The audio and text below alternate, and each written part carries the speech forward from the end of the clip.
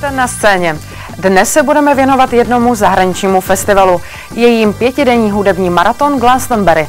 Prozradím vám jejího headlinera nebo jak se tam co nejlevněji dostat. Začneme ale soutěží o lístky na nedělní koncert kapely Simple Red. Podrobné informace najdete na našich internetových stránkách www.barandov.tv. Soutěžní otázka je, kdo je hlavním členem Simple Red. Správné odpovědi zasílejte na adresu 90@barandov.tv. A teď už se pojďme podívat na slibovaný festival.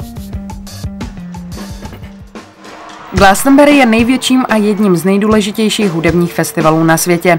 První dvoudenní se pod názvem Pilton Festival konal okolo mlékárny farmáře Michaela Ivese roku 1970. Navštívilo jej 1500 účastníků. Ives svůj statek přeměnil v hudební ráj hippie. Od té doby zde vystoupili například Led Zeppelin, The Cure, David Bowie nebo Lou Reed. Jde o multižánrový festival, který uspokojí každého posluchače. Slyšet můžete rock, indie rock, dance, world music, elektronickou hudbu, reggae, ale i folk. Ivesův festival je proslulý bojem za záchranu životního prostředí. Každý z interpretů od skupiny Radiohead po Jay-Z dává část svého zisku z festivalu nevládním organizacím, jako je Greenpeace nebo Oxfam, hnutí proti hladu ve světě. Dbá se na využití zbytku potravin jako hnojiva. Ročně recyklují 1000 tun odpadu a Ives dokonce poslal do Senegalu 7 tun nošených holinek. Zajímá vás, kde organizátor Michael Ives přišel k tolika holinkám? Je to jednoduché. Festival je proslulý takzvanými bahenními koupelemi. Povinná výbava každého návštěvníka tohoto festivalu jsou tedy holinky.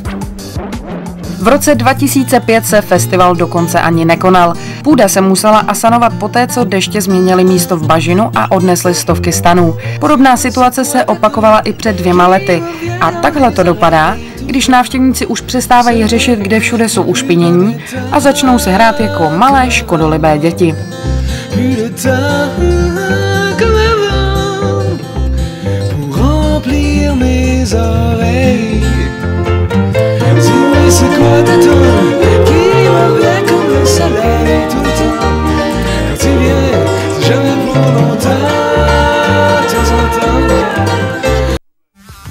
A co návštěvníky festivalu letos čeká?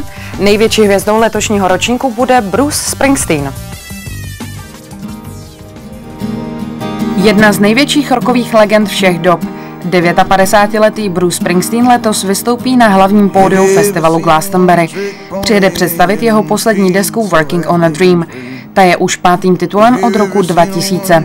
Zpěvák je od 1. dubna na světovém turné a kritici se vyjadřují, že je na vrcholu stejně jako v 80. letech. Loni byl headlinerem festivalu poprvé hiphopový umělec, rapper Jay-Z. Zpočátku velmi kritizovaný krok, který nakonec skončil úspěchem. Z dalších jmen jsou potvrzení skočí Franz Ferdinand a spekuluje se o Neil Youngovi nebo kapele Blair. Čeští zástupci se tuto sezónu na festivalu neobjeví, ale vzpomeňme na historicky první vystoupení českého interpreta na Glastonbury Gypsy.cz v roce 2007. A loni na akustické scéně vystoupilo irsko-české duo Markéta Irglová a Glenn Hansard. Na závěr to, co každého zajímá asi nejvíc. Cena. Ives tvrdí, že z celkového počtu 138 000 vstupenek je 90% prodaných. Šanci tedy máte stále. Jak tedy vstupenku získat? Musíte se zaregistrovat na oficiálních stránkách. Lístek nelze koupit pouze na jeden den, ale na celou dobu.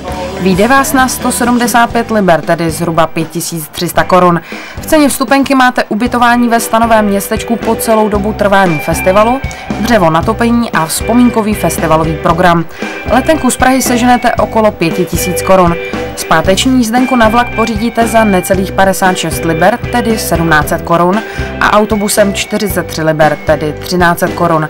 Celkem vás tato legrace tedy přijde na 13 300 korun. Jestli jste se rozhodli, že se na festival vydáte, nezbývá, než vám popřát skvělou zábavu.